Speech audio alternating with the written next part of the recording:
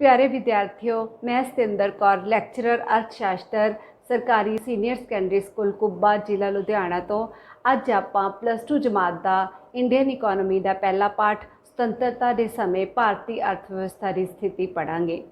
थानू पता है कि अंग्रेज भारत विच व्यापार करने लई आए, ईस्ट इंडिया कंपनी बना के आए सी और व्यापार करते करते अपनियां चलाक ते धोखेबाजी नीतियां दे करके भारत ते राज करन लगे, कब्जा करके बैठ गए।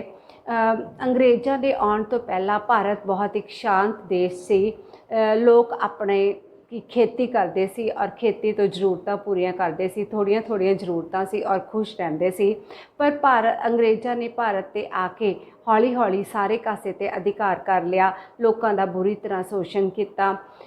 इन्हां सारियां गल्लां नूं अज आपां इस पाठ विच पढ़ांगे कि अंग्रेज़ों के भारत विच आउण तो दे नाल भारत ते की प्रभाव पे। उस तो बाद आपां एक इस चैप्टर च ये भी पढ़ांगे कि सुतंत्रता के समय भारतीय अर्थव्यवस्था दीयां की विशेषतावां सन। भाव की है कि भारत किहो जिहा सी। देखो बच्चों, जदों अंग्रेज भारत विच आए तो इन्हां दीयां नीतियां दे नाल भारत ते बहुत पक्षी प्रभाव पे। कुछ चंगे प्रभाव भी पे ते पर ज़्यादा माड़े प्रभाव पे।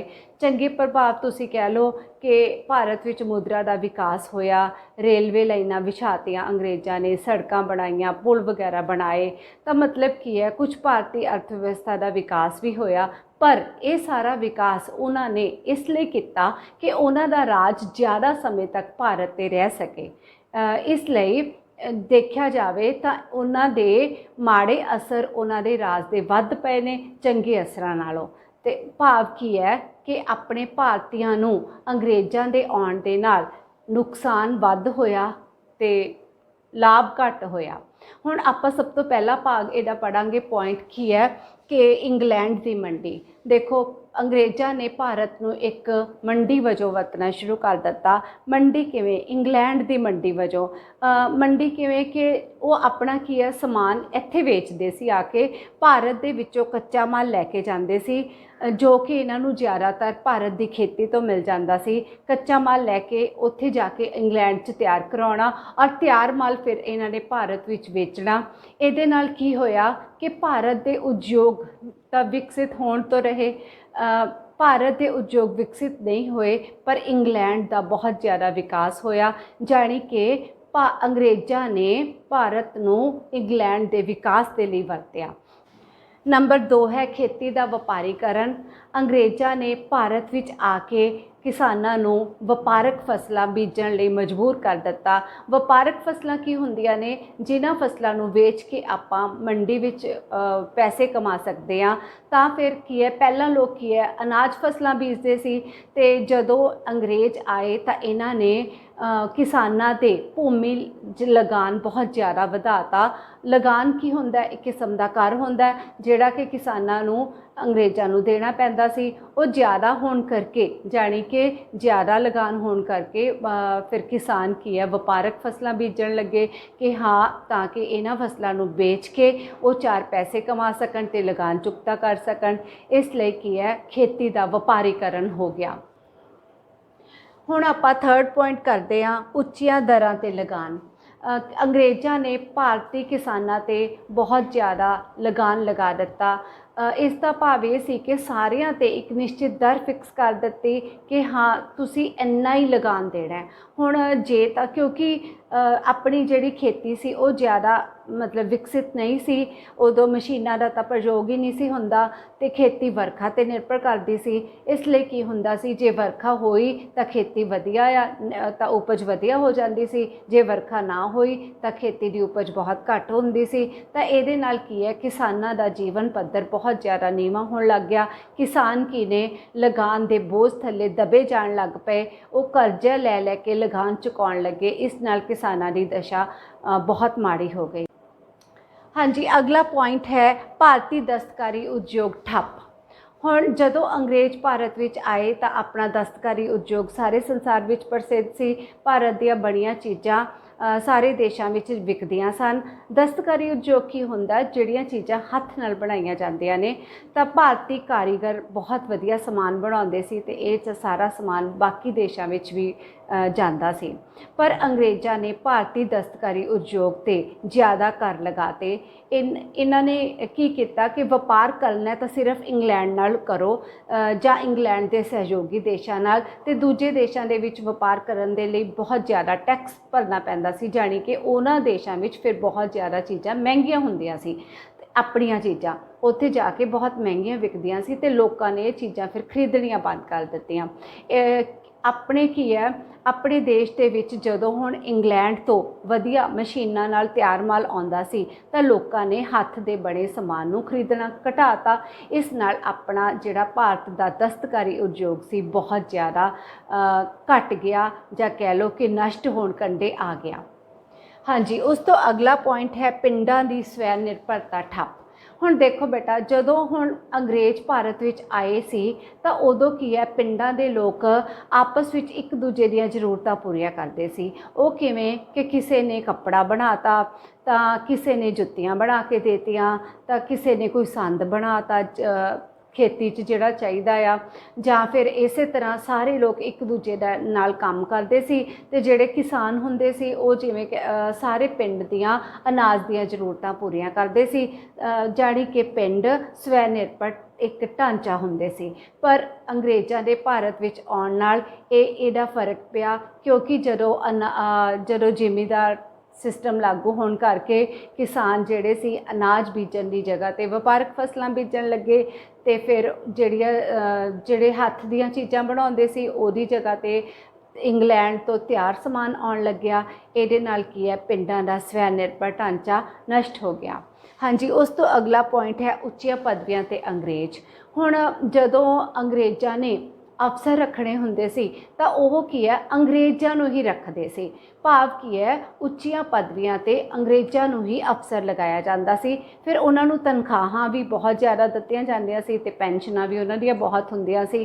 भारत दे लोकां नूं तां ओह अग्गे आउण नहीं सी दिंदे कि इह विकास ना कर लैण, क्योंकि जे भारत वाला कोई अफसर लगूगा तां भारती बंदा हमेशा भारत दे विकास की गल सोचूगा।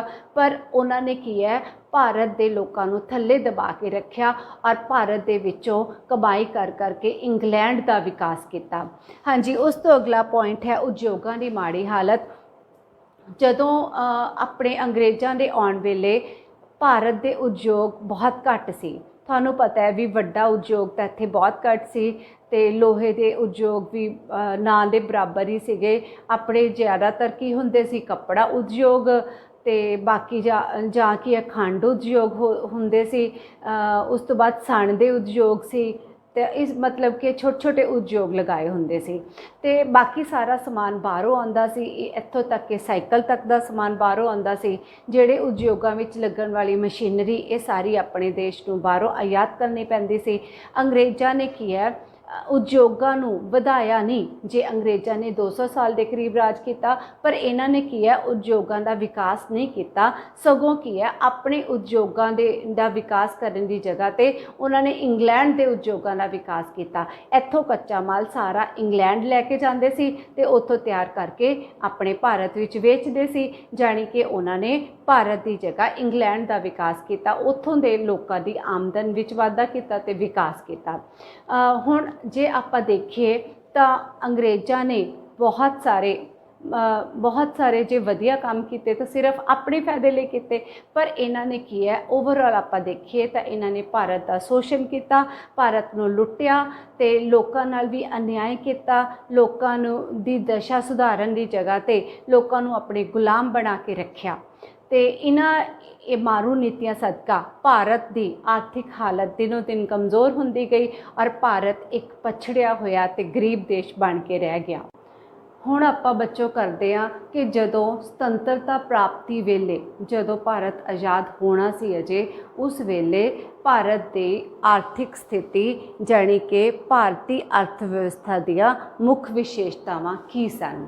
ठीक है, ਜਾਣੀ ਅੰਗਰੇਜ਼ ਜਦੋਂ ਜਾਣ ਤੋਂ ਪਹਿਲਾਂ, ਅੰਗਰੇਜ਼ਾਂ ਦੇ ਜਾਣ ਵੇਲੇ ਕਹਿ ਲਓ 1947 ਚ ਭਾਰਤ ਕਿਹੋ ਜਿਹੀ ਸਥਿਤੀ ਦੇ ਵਿੱਚ ਸੀ।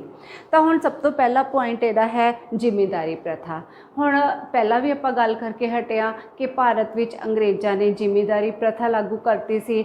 ਇਸ ਦਾ ਉਹਨਾਂ ਨੂੰ ਇੱਕ ਫਾਇਦਾ ਸੀ ਕਿ ਉਹਨਾਂ ਨੂੰ ਜਿਹੜਾ ਲਗਾਨ ਹੈ ਉਹ ਜਾਣੀ ਕਰ ਹੈ ਜਿਹੜਾ ਉਹ ਆਰਾਮ ਨਾਲ ਸਮੇਂ ਸਿਰ ਮਿਲ ਜਾਂਦਾ ਸੀ। ਜਿਹੜੇ ਜ਼ਿਮੀਂਦਾਰ ਹੁੰਦੇ ਸੀ ਉਹ ਕਿਸਾਨਾਂ ਤੋਂ ਟੈਕਸ ਲੈ ਕੇ ਬਰਤਾਨ ਸਰਕਾਰ ਕੋਲ ਜਮ੍ਹਾਂ ਕਰਾਉਂਦੇ ਸੀ। ਇੱਥੇ ਕਿ ਜ਼ਿਮੀਂਦਾਰੀ ਪ੍ਰਥਾ ਦੇ ਜੇ ਆਪਾਂ ਪਰਿਭਾਸ਼ਾ ਦੇਣੀ ਹੋਈ ਹੈ ਕੀ ਦੇਵਾਂਗੇ ਕਿ ਉਸ ਦੇ ਵਿੱਚ, ਇਸ ਪ੍ਰਥਾ ਦੇ ਵਿੱਚ ਅੰਗਰੇਜ਼ਾਂ ਨੇ ਭੂਮੀ ਦਾ ਜਿਹੜਾ ਮਾਲਕੀ ਦਾ ਹੱਕ ਸੀ ਉਹ ਕਿਸਾਨਾਂ ਤੋਂ ਖੋ ਕੇ ਜ਼ਿਮੀਂਦਾਰਾਂ ਨੂੰ ਦੇਤਾ। ਕੁਛ ਕੁ ਜ਼ਿਮੀਂਦਾਰ ਉਸ ਦੇ ਹੱਕ ਬਣਾਤੇ, ਮਾਲਕ ਬਣਾਤੇ, ਔਰ ਉਹ ਅੱਗੋਂ ਕੀ ਹੈ ਕਿਸਾਨਾਂ ਤੋਂ ਖੇਤਾਂ 'ਚ ਕੰਮ ਕਰਾਉਂਦੇ ਸੀ। ਆਪ ਉਹ ਕੁਛ ਨਹੀਂ ਸੀ ਕਰਦੇ ਪਰ ਕਿਸਾਨਾਂ ਤੋਂ ਕੰਮ ਕਰਾਉਂਦੇ ਸੀ ਅਤੇ ਉਹਦੇ ਬਦਲੇ 'ਚ ਕਿਸਾਨਾਂ ਨੇ ਉਹਨਾਂ ਨੂੰ ਕੀ ਹੈ ਲਗਾਨ ਵੀ ਦੇਣਾ ਪੈਂਦਾ ਸੀ। ਜਾਣੀ ਕਿ ਜ਼ਿਮੀਂਦਾਰੀ ਪ੍ਰਥਾ ਭਾਰਤ ਵਿੱਚ ਲਾਗੂ ਸੀ ਅਤੇ ਇਸ ਕਰਕੇ ਜ਼ਿਮੀਂਦਾਰੀ ਪ੍ਰਥਾ ਕਰਕੇ ਕੀ ਹੈ ਕਿਉਂਕਿ ਜਿਹੜਾ ਲਗਾਨ ਸੀ ਬਹੁਤ ਉੱਚੀਆਂ ਦਰਾਂ 'ਤੇ ਸੀ, ਇਸ ਲਈ ਹੌਲੀ ਹੌਲੀ ਕਿਸਾਨਾਂ ਦੀ ਹਾਲਤ ਮਾੜੀ ਹੋਣ ਲੱਗ ਗਈ। ਅਤੇ ਜਿਹੜੀ ਖੇਤੀ ਸੀ ਮੋਸਟਲੀ ਉਹ ਵਰਖਾ 'ਤੇ ਨਿਰਭਰ ਸੀ ਕਿਉਂਕਿ ਖੇਤੀ ਦੇ ਵਿੱਚ ਸਿੰਚਾਈ ਦੇ ਸਾਧਨ ਇੰਨੇ ਜ਼ਿਆਦਾ ਵਿਕਸਿਤ ਨਹੀਂ ਸੀ। ਖੇਤੀ ਵਰਖਾ 'ਤੇ ਨਿਰਭਰ ਹੋਣ ਕਰਕੇ ਉਹ ਕੀ ਹੈ ਜੇ ਵਰਖਾ ਪਈ ਤਾਂ ਖੇਤੀ ਵਧੀਆ ਹੈ, ਨਹੀਂ ਤਾਂ ਨਾ ਸਹੀ। ਅਤੇ ਇਸ ਕਰਕੇ ਕਿਸਾਨ ਹੈ ਜਿਹੜੇ ਉਹਨਾਂ ਦੀ ਦਸ਼ਾ ਲਗਾਤਾਰ ਖਰਾਬ ਹੋ ਰਹੀ ਸੀ ਅਤੇ ਕਈ ਕਿਸਾਨ ਤਾਂ ਕਰਜ਼ੇ ਦੇ ਬੋਝ ਵਿੱਚੋਂ ਹੀ ਨਹੀਂ ਸੀ ਨਿਕਲ ਸਕਦੇ। ਕਿਸਾਨ ਕਰਜ਼ੇ ਲੈਂਦੇ ਸੀ ਅਤੇ ਕਰਜ਼ਾ ਉਹਨਾਂ ਤੋਂ ਕਈ ਵਾਰ ਚੁਕਾਇਆ ਨਹੀਂ ਸੀ ਜਾਂਦਾ। ਇਹ ਸਾਰੀਆਂ ਗੱਲਾਂ ਜ਼ਿਮੀਂਦਾਰੀ ਪ੍ਰਥਾ ਦੇ ਵਿੱਚ ਕਿਸਾਨਾਂ ਦੇ ਵਿਰੁੱਧ ਜਾ ਰਹੀਆਂ ਸੀ। ਹਾਂਜੀ, ਉਸ ਤੋਂ ਨੰਬਰ 2 ਪੁਆਇੰਟ ਆਪਾਂ ਕਰਾਂਗੇ ਅਲਪ ਵਿਕਸਿਤ ਅਰਥ ਵਿਵਸਥਾ। ਹੁਣ ਜਦੋਂ ਭਾਰਤ ਦੇ ਵਿੱਚੋਂ ਅੰਗਰੇਜ਼ਾਂ ਨੇ ਜਾਣਾ ਸੀ, ਜਾਣੀ ਕਿ 1947 ਦੀ ਆਪਾਂ ਗੱਲ ਕਰੀਏ ਤਾਂ ਭਾਰਤ ਇੱਕ ਅਲਪ ਵਿਕਸਿਤ ਅਰਥ ਵਿਵਸਥਾ ਸੀ। ਅਲਪ ਵਿਕਸਿਤ ਅਰਥ ਵਿਵਸਥਾ ਕੀ ਹੁੰਦੀ ਆ? ਜਿਹਦੇ ਵਿੱਚ ਵਿਕਾਸ ਦਰ ਬਹੁਤ ਘੱਟ ਹੋਵੇ, ਲੋਕਾਂ ਦੀ ਪ੍ਰਤੀ ਵਿਅਕਤੀ ਆਮਦਨ ਬਹੁਤ ਘੱਟ ਹੋਵੇ। ਹੁਣ ਜੇ ਕੀ ਹੈ ਉੱਥੇ ਕੀ ਹੈ, ਇਹਦਾ ਮਤਲਬ ਵਿਕਾਸ ਬਹੁਤ ਘੱਟ ਦਰ 'ਤੇ ਹੋ ਰਿਹਾ ਸੀ। ਹੁਣ ਦੇਖੋ ਉੱਥੇ ਕੀ ਹੈ ਕੁਝ ਸਾਲਾਂ ਦਾ ਲਗਾਤਾਰ ਜੇ ਆਪਾਂ ਦੇਖੀਏ ਤਾਂ 1900 ਤੋਂ ਲੈ ਕੇ 1947 ਦੇ ਵਿੱਚ ਕਈ ਸਾਲਾਂ 'ਚ ਤਾਂ ਵਿਕਾਸ ਦਰ ਮਾਈਨਸ 'ਤੇ ਚਲੀ ਗਈ। ਮਤਲਬ ਕਿ ਵਿਕਾਸ ਹੋਇਆ ਨਹੀਂ ਸਗੋਂ ਖਰਾਬ ਹੋਇਆ ਢਾਂਚਾ, ਠੀਕ ਹੈ, ਮਾਈਨਸ 'ਚ ਉਦੋਂ ਜਾਂਦੀ ਹੁੰਦੀ ਆ। ਤਾਂ ਫਿਰ ਇਹਦਾ ਮਤਲਬ ਬਹੁਤ ਜ਼ਿਆਦਾ ਹੌਲੀ ਹੁੰਦਾ ਸੀ। ਈਵਨ ਕਿ 1947 ਵੇਲੇ ਵੀ ਵਿਕਾਸ ਦੀ ਦਰ ਸਿਰਫ ਕਿੰਨੀ ਸੀ 0.5%। 0.5 ਜਾਣੀ 1% ਤੋਂ ਵੀ ਘੱਟ ਹੈ। ਇਹਦਾ ਮਤਲਬ ਉਦੋਂ ਕੀ ਹੈ ਬਹੁਤ ਜ਼ਿਆਦਾ ਘੱਟ ਵਿਕਾਸ ਹੋਇਆ, ਜਿਹਦੇ ਕਰਕੇ ਭਾਰਤੀ ਇੱਕ ਅਰਥ ਵਿਵਸਥਾ ਇੱਕ ਅਲਪ ਵਿਕਸਿਤ ਜਾਂ ਆਪਾਂ ਕਹੀਏ ਪਿਛੜੀ ਹੋਈ ਅਰਥ ਵਿਵਸਥਾ ਬਣ ਕੇ ਰਹਿ ਗਈ। ਠੀਕ ਹੈ, ਉਸ ਤੋਂ ਬਾਅਦ ਆਪਾਂ ਕਰਨਾ ਹੈ ਪ੍ਰਤੀ ਵਿਅਕਤੀ ਘੱਟ ਆਮਦਨ। ਹੁਣ ਦੇਖੋ ਕੀ ਆ, ਜਿਹੜੇ ਵਿਕਸਿਤ ਦੇਸ਼ ਨੇ ਉਹਨਾਂ ਦੀ ਕੀ ਹੈ ਪ੍ਰਤੀ ਵਿਅਕਤੀ ਆਮਦਨ ਬਹੁਤ ਜ਼ਿਆਦਾ ਹੁੰਦੀ ਹੈ। ਪ੍ਰਤੀ ਵਿਅਕਤੀ ਆਮਦਨ ਕੀ ਹੁੰਦੀ ਹੈ ਵੀ ਜੇ ਆਪਾਂ ਸਾਰੇ ਵਿਅਕਤੀਆਂ ਦੀ ਆਮਦਨ ਦਾ ਜੋੜ ਕਰੀਏ ਅਤੇ ਉਸ ਨੂੰ ਆਪਾਂ ਵੰਡ ਲਈਏ ਟੋਟਲ ਪਾਪੂਲੇਸ਼ਨ ਨਾਲ ਤਾਂ ਉਹ ਕੀ ਹੈ ਉਹ ਇੱਕ ਵਿਅਕਤੀ ਦੀ ਆਮਦਨ ਆ ਜਾਂਦੀ ਹੈ। ਠੀਕ ਹੈ, ਹਰ ਵਿਅਕਤੀ ਦੀ ਜਾਣੀ ਇੱਕ ਵਿਅਕਤੀ ਦੀ ਆਮਦਨ ਕਿੰਨੀ ਸੀ? ਭਾਰਤ ਦੇ ਵਿੱਚ ਪ੍ਰਤੀ ਵਿਅਕਤੀ ਆਮਦਨ ਸਿਰਫ 230 ਰੁਪਏ ਸੀਗੀ ਅਤੇ ਜਦ ਕਿ ਇਹ ਵਿਕਸਿਤ ਦੇਸ਼ਾਂ ਦੇ ਵਿੱਚ ਕਾਫੀ ਜ਼ਿਆਦਾ ਹੁੰਦੀ ਆ। ਇਹੀ ਤਾਂ ਹੀ ਇਹ ਭਾਰਤ ਇੱਕ ਕੀ ਹੈ ਅਲਪ ਵਿਕਸਿਤ ਦੇਸ਼ਾਂ ਦੇ ਵਿੱਚ ਦੀ ਸ਼੍ਰੇਣੀ ਵਿੱਚ ਆ ਗਿਆ ਕਿਉਂਕਿ ਇੱਥੇ ਲੋਕਾਂ ਦੀ ਆਮਦਨ ਹੀ ਬਹੁਤ ਘੱਟ ਸੀ। ਆਮਦਨ ਕਿਵੇਂ ਹੋਣੀ ਸੀ? ਕਿਉਂਕਿ ਲੋਕ ਖੇਤੀ 'ਤੇ ਨਿਰਭਰ ਕਰਦੇ ਸੀ। ਖੇਤੀ ਦਾ ਉਤਪਾਦਨ ਬਹੁਤ ਘੱਟ ਹੁੰਦਾ ਸੀ ਕਿਉਂਕਿ ਖੇਤੀ ਵਰਖਾ 'ਤੇ ਨਿਰਭਰ ਸੀ ਔਰ ਜਿਹੜੀ ਮਸ਼ੀਨਰੀ ਤਾਂ ਖੇਤੀ ਵਿੱਚ ਵਰਤੀ ਨਹੀਂ ਸੀ ਜਾਂਦੀ, ਤਾਂ ਇਸ ਲਈ ਖੇਤੀ ਦਾ ਉਤਪਾਦਨ ਬਹੁਤ ਘੱਟ ਸੀਗਾ। ਇਸ ਦੇ ਲਈ ਕੀ ਹੈ ਭਾਰਤ ਦੀ ਜਿਹੜੀ ਪ੍ਰਤੀ ਵਿਅਕਤੀ ਆਮਦਨ ਬਹੁਤ ਜ਼ਿਆਦਾ ਘੱਟ ਗਈ। ਹਾਂ, ਉਸ ਤੋਂ ਅਗਲਾ ਪੁਆਇੰਟ ਆਪਾਂ ਕਰਨਾ ਹੈ ਖੇਤੀ ਪ੍ਰਧਾਨ ਅਰਥ ਵਿਵਸਥਾ। ਹੁਣ ਜਦੋਂ ਭਾਰਤ ਆਜ਼ਾਦ ਹੋਣਾ ਸੀ ਤਾਂ ਭਾਰਤ ਦੇ ਕੀ ਹੈ ਲੋਕ 70% ਲੋਕ ਲਗਭਗ ਜਨਸੰਖਿਆ ਦਾ 70% ਖੇਤੀ 'ਤੇ ਨਿਰਭਰ ਸੀ। ਮਤਲਬ ਕੀ ਆ ਜ਼ਿਆਦਾਤਰ ਲੋਕ ਪਿੰਡਾਂ 'ਚ ਰਹਿੰਦੇ ਸੀ। ਕਿੰਨੇ 86% ਲੋਕ ਪਿੰਡਾਂ 'ਚ ਰਹਿੰਦੇ ਸੀ ਔਰ ਸਿਰਫ 14% ਲੋਕ ਹੀ ਸ਼ਹਿਰਾਂ 'ਚ ਰਹਿੰਦੇ ਸੀ।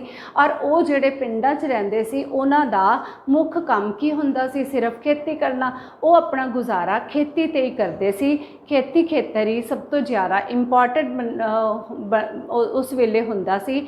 ਤਾਂ ਕੀ ਹੈ ਉਦੋਂ ਜ਼ਿਆਦਾ जनसंख्या खेती ते निर्भर होने करके, पर खेती जिहड़ी सी वो वर्खा ते निर्भर सी, इसलिए लोगों का रहन सहन का पद्धर बहुत नीवा चला गया, क्योंकि खेती दे विचों पैसे उन्हां दा की है गुजारा ही हुंदा सीगा, ते जिहड़ा एक उत्ते दी उन्हां नूं लगान देना पैंदा सी वो ज़्यादा औखा करदा सी।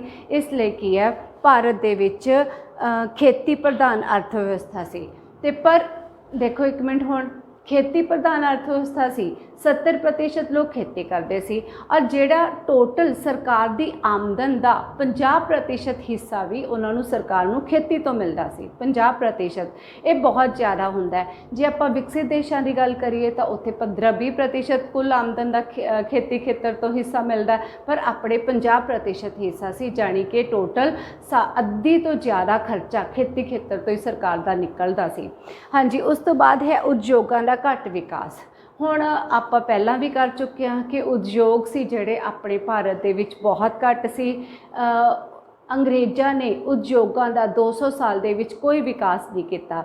अपने सिर्फ कुछ गिणवे चिणवे उद्योग सीगे, जिवें आपां कह लीए कि कपाह दे उद्योग सी, कपड़े दे जानी जां चीनी दे उद्योग सी, कपड़े दे सीगे, ते होर तुसी सन दे उद्योग सी, जूट दे, और जिहड़े हैवी मशीनरी तो बहुत ही घट सी, जिहड़े वड्डे वड्डे उद्योग तो बिल्कुल ही नहीं सी भारत दे विच। इत्थे तक कि आपां साइकिल भी बाहरों मंगाउंदे सी, साइकिल दा, मशीनरी दा, होर जिहड़ी आपां खेती खेतर दे विच जे कोई मशीनरी चाहिदी है वो भी बाहरों, जां उत्पादन करन दे लई मशीनां जिन्नियां भी देखो फैक्ट्रियां ने उन्हां च उत्पादन हुंदा है, पर जे फैक्ट्रियां दे विच भी मशीनां कौन बनाऊगा, वो भी इंडिया च कोई नहीं सी बनदी, वो सारियां मशीनां आपां बाहरों ही मंगवाउंदे सी। ठीक है, इहदा मतलब की है अपने सिर्फ बहुत छोटे पद्धर दे उद्योग सी, और उन्हां दे विच भी बहुत थोड़े उद्योग सीगे, ताही तां ज़्यादा लोग खेती ते निर्भर सी, क्योंकि उद्योगों की भी घाट सी।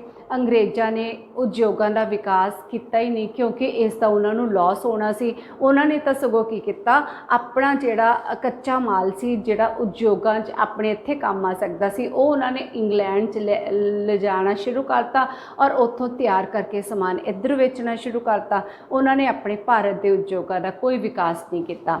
तो उस तो बाद है अगला आयात ते निर्भरता। हुण देखो बच्चा, जिथे उद्योग ज़्यादा होणगे उत्थे उत्पादन भी वधूगा।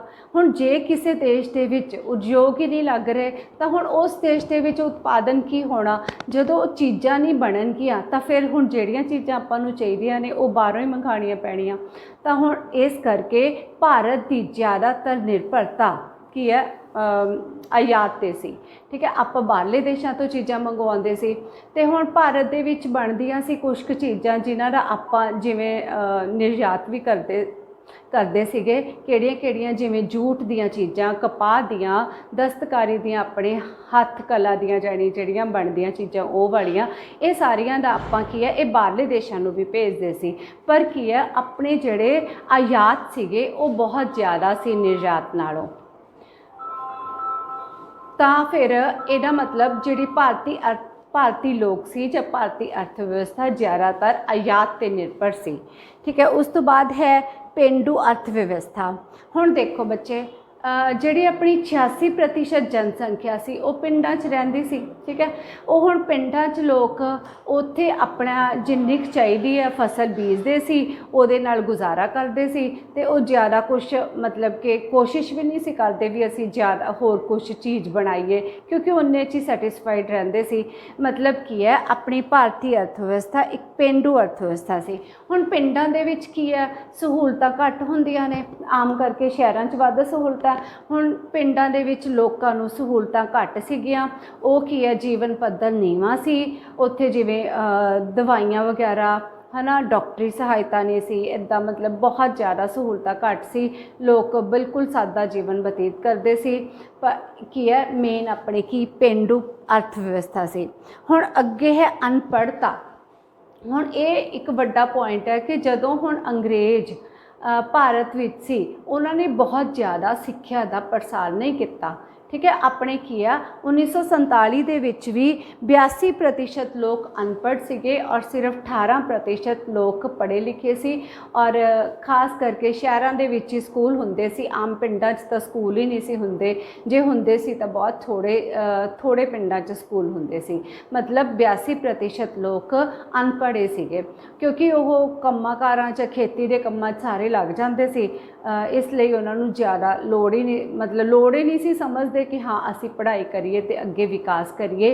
ਹੁਣ ਜਦੋਂ ਅਨਪੜ੍ਹ ਵਿਅਕਤੀ ਨੇ ਉਹ ਆਪਣਾ ਕੀ ਹੈ ਭਲਾ ਬੁਰਾ ਘੱਟ ਸਮਝ ਸਕਦੇ ਹੈ, ਆਪਣੇ ਵਿਕਾਸ ਲਈ ਘੱਟ ਸੋਚ ਸਕਦੇ ਨੇ, ਤਾਂ ਫਿਰ ਇਹੀ ਗੱਲਾਂ ਦਾ ਮਾੜਾ ਅਸਰ ਪੈ ਰਿਹਾ ਸੀ। ਕਿਉਂਕਿ ਅਨਪੜ੍ਹ ਲੋਕ ਹੋਣ ਕਰਕੇ ਜਿੰਨਾ ਉਹਨਾਂ ਨੂੰ ਮਿਲਦਾ ਸੀ ਉਨੇ 'ਚ ਹੀ ਸੈਟਿਸਫਾਈਡ ਰਹਿ ਜਾਂਦੇ ਸੀ, ਹੋਰ ਕੋਸ਼ਿਸ਼ ਵੀ ਨਹੀਂ ਸੀ ਕਰਦੇ। ਹਾਂਜੀ, ਉਸ ਤੋਂ ਬਾਅਦ ਹੈ ਗਤੀਹੀਨ ਅਰਥ ਵਿਵਸਥਾ। ਹੁਣ ਭਾਰਤੀ ਅਰਥ ਵਿਵਸਥਾ ਦਾ ਉਸ ਵੇਲੇ ਦਾ ਇੱਕ ਪੁਆਇੰਟ ਹੈ ਕਿ ਗਤੀਹੀਨ ਅਰਥ ਵਿਵਸਥਾ ਸੀ। ਹੁਣ ਗਤੀਹੀਨ ਕੀ ਹੁੰਦੀ ਆ? ਦੇਖੋ ਬੱਚੇ, ਜਿੱਥੇ ਵਿਕਾਸ ਦੀ ਦਰ ਬਹੁਤ ਘੱਟ ਹੋਵੇ ਉਹਨੂੰ ਆਪਾਂ ਗਤੀਹੀਨ ਅਰਥ ਵਿਵਸਥਾ ਕਹਿੰਦੇ ਹਾਂ। ਮਤਲਬ ਕੀ ਆ, ਜਿਵੇਂ ਹੁਣ 1947 'ਚ ਵਿਕਾਸ ਦਰ 0.5 ਹੈ, ਠੀਕ ਹੈ। ਲੋਕਾਂ ਦੀ ਪ੍ਰਤੀ ਵਿਅਕਤੀ ਆਮਦਨ ਵੱਧ ਰਹੀ ਆ, ਵਿਕਾਸ ਦੀ ਦਰ ਵੱਧ ਰਹੀ ਹੈ, ਇਹਦਾ ਮਤਲਬ ਕਿ ਉਹ ਦੇਸ਼ ਤਰੱਕੀ ਕਰ ਰਿਹਾ, ਉੱਥੇ ਵਿਕਾਸ ਹੋ ਰਿਹਾ ਆ। ਉਹਨੂੰ ਆਪਾਂ ਗਤੀਹੀਨ ਅਰਥ ਵਿਵਸਥਾ ਨਹੀਂ, ਗਤੀਸ਼ੀਲ ਕਵਾਂਗੇ, ਜਾਣੀ ਕਿ ਵਿਕਸਿਤ ਅਰਥ ਵਿਵਸਥਾ ਕਵਾਂਗੇ। ਪਰ ਭਾਰਤ ਉਸ ਵੇਲੇ ਇੱਕ ਗਤੀਹੀਨ ਅਰਥ ਵਿਵਸਥਾ ਸੀ, ਮਤਲਬ ਕਿ ਇਹਦਾ ਵਿਕਾਸ ਜ਼ਿਆਦਾ ਨਹੀਂ ਸੀ ਹੋ ਰਿਹਾ। ਔਰ ਵਿਕਾਸ ਨਾ ਹੋਣ ਦੇ ਵੀ ਇਹੀ ਕਾਰਨ ਸੀਗੇ ਕਿ ਅੰਗਰੇਜ਼ਾਂ ਨੇ ਭਾਰਤ 'ਤੇ ਇਸ ਤਰ੍ਹਾਂ ਰਾਜ ਕੀਤਾ ਕਿ ਭਾਰਤ ਦੇ ਵਿੱਚ ਉਹਨਾਂ ਨੇ ਫੁੱਟ ਪਾਉ 'ਤੇ ਰਾਜ ਕਰੋ ਦੀ ਨੀਤੀ ਲਾਗੂ ਕਰੀ ਰੱਖੀ।